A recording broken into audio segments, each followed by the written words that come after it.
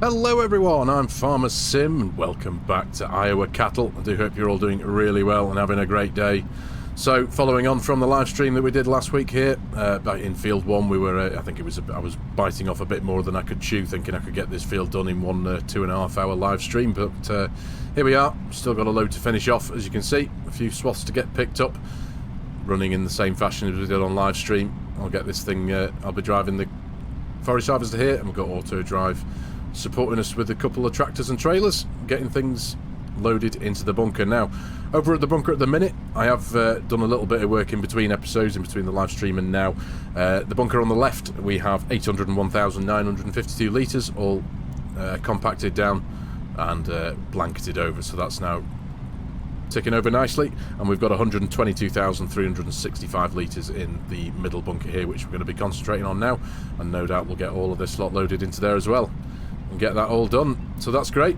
So I think no time like the present, we need to crack on, get this done and see what we've got moving forward.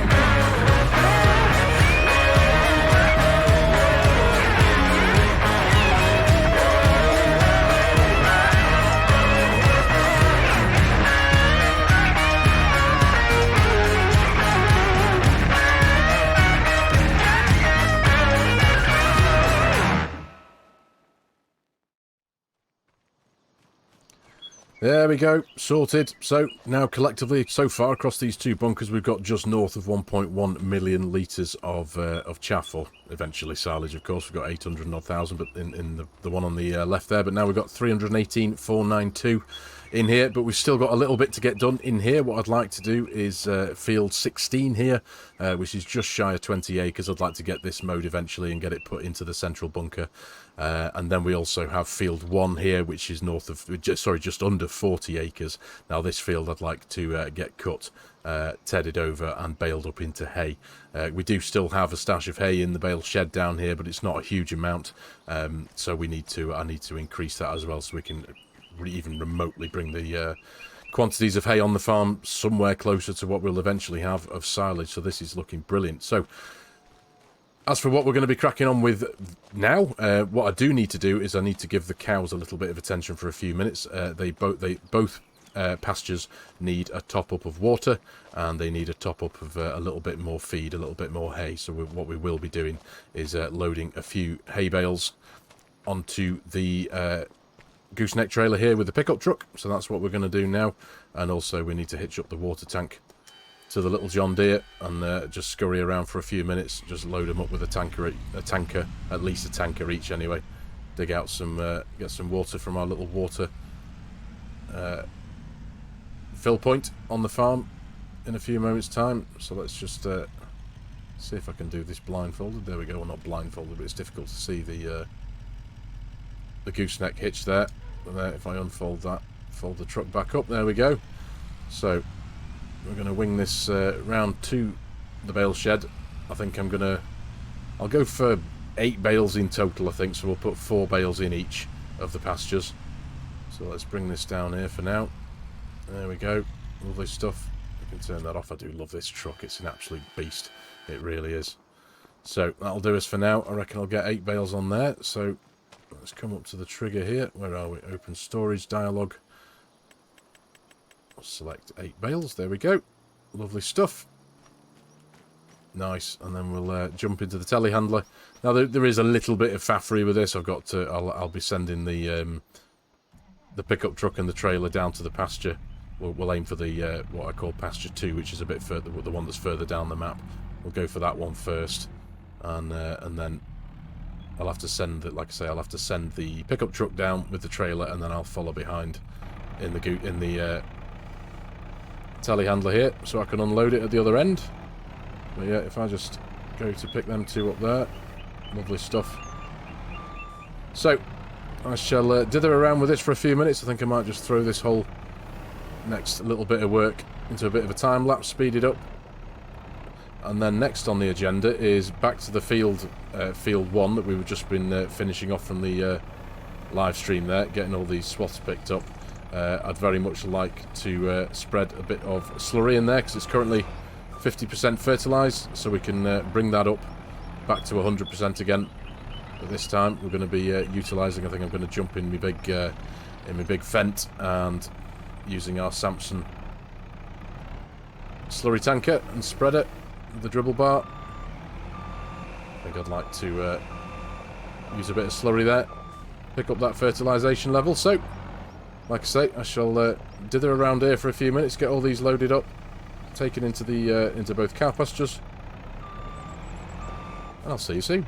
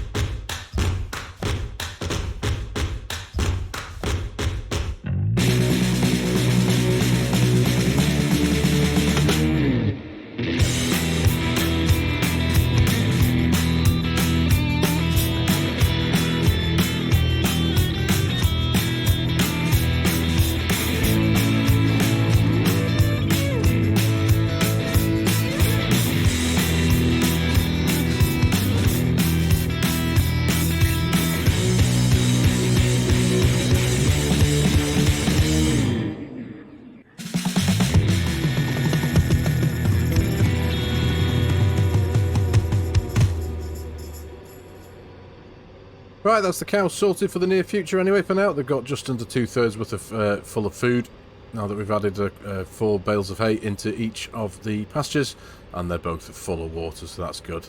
And I'm quite impressed at this little tractor actually with a big heavy tanker load behind it of 18,000 litres of water.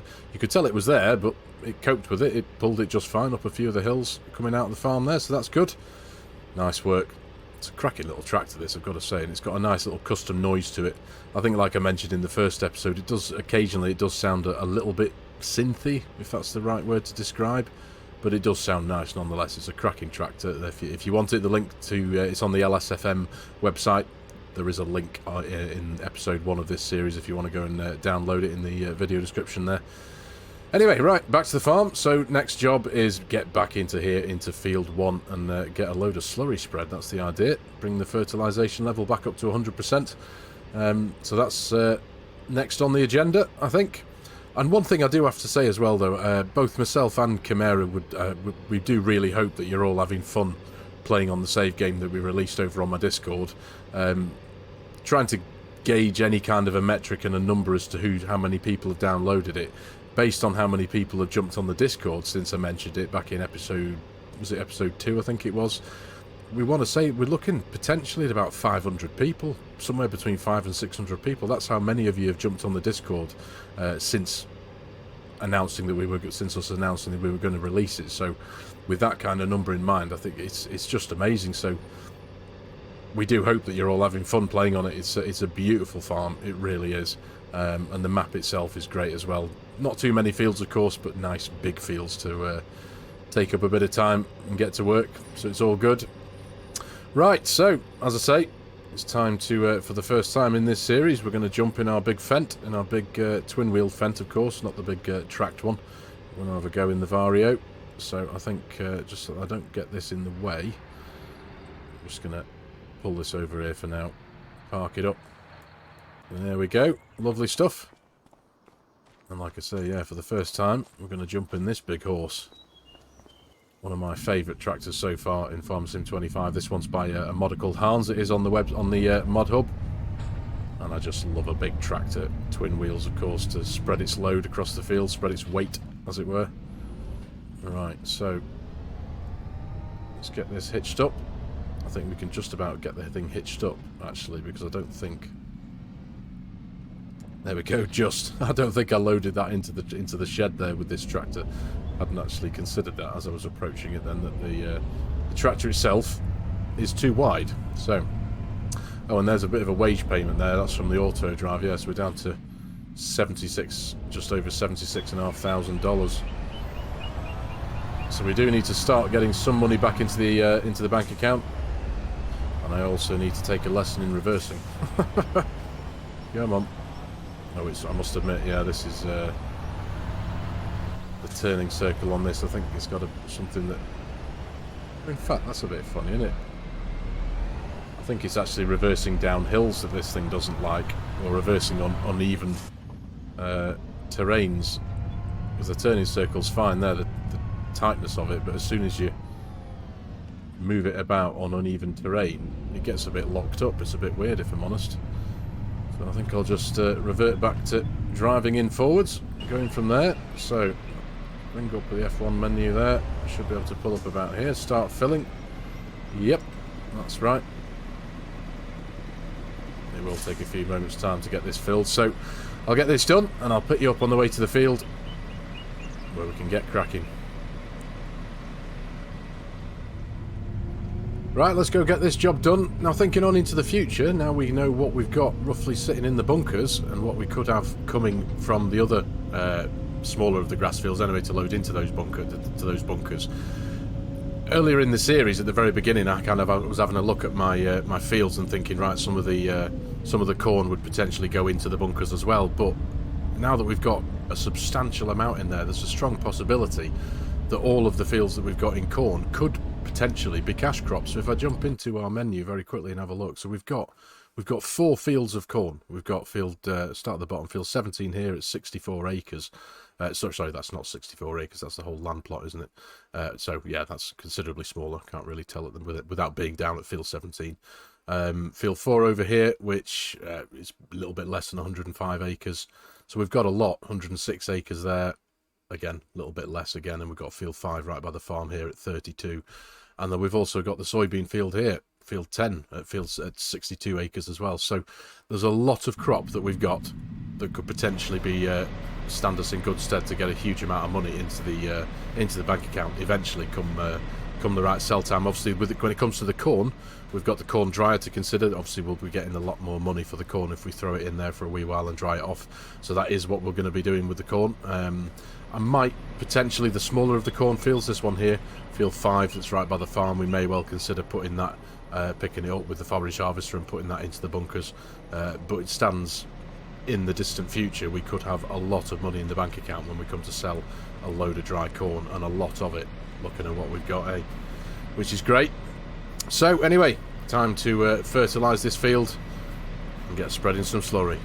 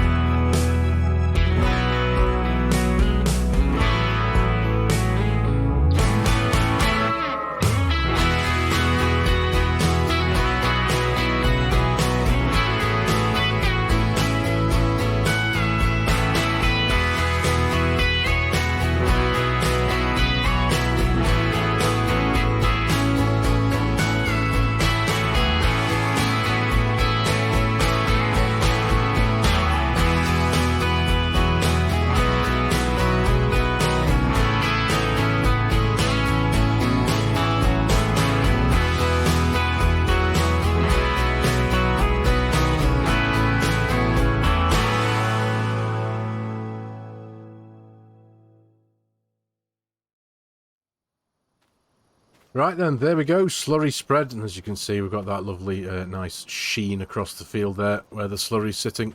Job well done.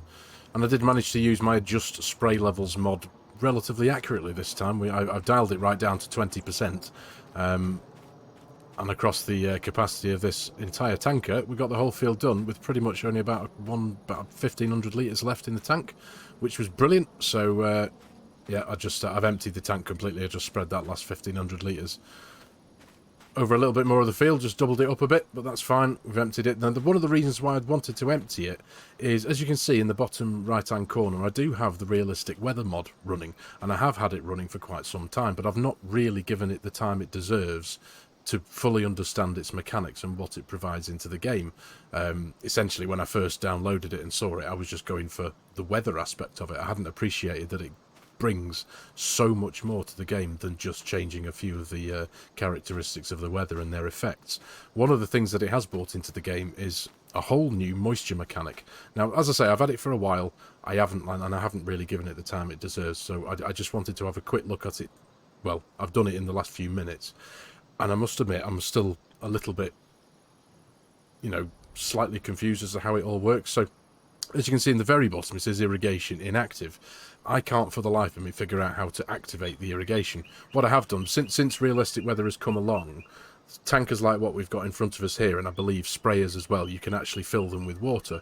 So that's what I just did. I just manually threw a tanker load of water into this slurry tanker, turned it on as you would do, as I have just done with the whole slurry spreading, and went and you know, drove along for a few feet and just saw what the effect on the grass underneath my feet was, and it was nothing. Now, what I did actually do, I know obviously the field state at the minute is in harvested. What I did actually do was I'd fast forwarded time into October, so the grass was regrowing again, and as I say, I filled the thing with water, opened it up again, rolled forward a few feet, and just to see what the effect was, and it didn't actually do anything. Now, whether that's because irrigation is inactive or not, I don't know, and if any of you wonderful people in the comments do know how to activate the irrigation system from realistic weather, please do let me know. Is it something that you have to do within the XML and you have to turn it on that way? I did go through all the in-game menus to have a look, and one of the things I realised as well, for some reason, after the last couple of episodes that I've produced on here and in on Oak Bridge, for example, I realised that for some reason my Darker Shadows folder wasn't activated, and it was just running the lighting from Riverbend Springs, so I've turned that back on. So this entire episode I've been playing without the Darker Shadows on, so that was something that has slipped my mind as well. But now it's, as you can see now, I've got it activated, and it just looks so much better. It really does. But yeah, so if any of you do know, and I'm sure there will be lots of you out there who will know far more than I do about how to take advantage of this realistic weather mod, and particularly the moisture mechanic that provides, I'd be greatly appreciated if you could give us a shout. I mean, give us a shout over on Discord. It's probably a little bit easier to, you know, if you wanted to, give us a shout over on there and just let us know, you know, if there's any information you could throw my way regarding activating the irrigation system, for example. Or is it that I'm doing it wrong and you don't not actually meant to use a slurry tank and you're meant to use a sprayer? I don't know. I don't actually think I've got a sprayer over on the farm, so if I was going to have to take advantage of that, I'm going to need a sprayer, aren't I? So anyway, things to think about. But yeah, because the moisture mechanic does increase yield, I know it does increase yield generally for most normal, I say normal in inverted commas, cereal crops and whatnot, and there is an entirely separate moisture system for grass as well, but I believe it does have the same effect in the respect that it, you know, it increases yield based on whether it's the ideal moisture level or not. So I'd very much like to explore that anyway, because I think it's a really clever thing to have in the game, and it'd be really cool to take advantage of it, and especially as I've got it running now, to take advantage and get my yield up. So that's certainly something to think about for the near future. Anyway, right, so that's that job done, and I think roughly where this video is at now, ladies and gentlemen, I think I'm going to call it here. Forgive me if it is a few minutes shorter than normal. We've actually got, I feel like we've got quite a lot crammed into this episode though, even though it's ended up being a few minutes shorter perhaps.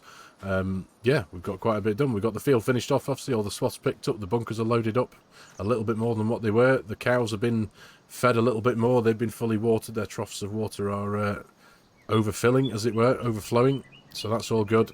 And we've now spread the second coat of fertilizer in this big field now as well, so all good. Very happy with where we got to today. So, but like I say, I am going to call it here. Thank you very much for watching, ladies and gentlemen. I really do hope you have enjoyed the video and found it a little bit of fun.